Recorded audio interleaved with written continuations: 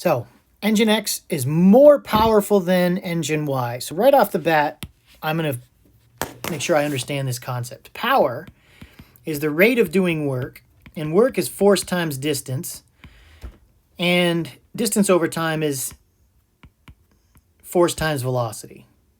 So if X is more powerful, it must do more work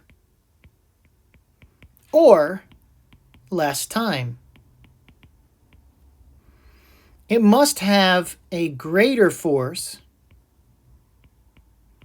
or greater distance or less time. It must have a greater force or a greater velocity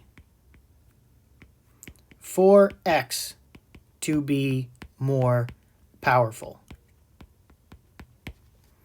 All right, which of the following correct comparison of the engines? Engine X produces a larger force than engine Y. Well, so a greater force.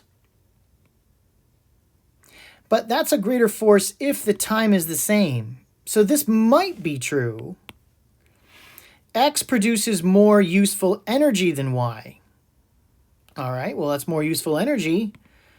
That seems like an equivalent type thing. That's if there's more energy, but it's got to be the same time. So there's nothing being said about the time. Power is about energy and time, and they're only talking about the energy. So these two both seem to be off by the factor of time. I couldn't choose between these two because they haven't told me about the time. So I'm suspicious of these two.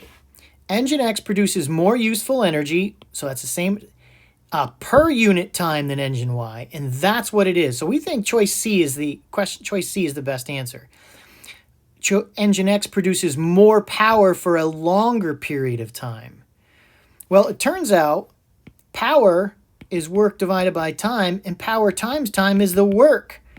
So more time is just simply going to mean more energy. So that's not a statement about how powerful it is. And so these are too simple. They need time to be mentioned. C has both of those, and D is really talking about the energy.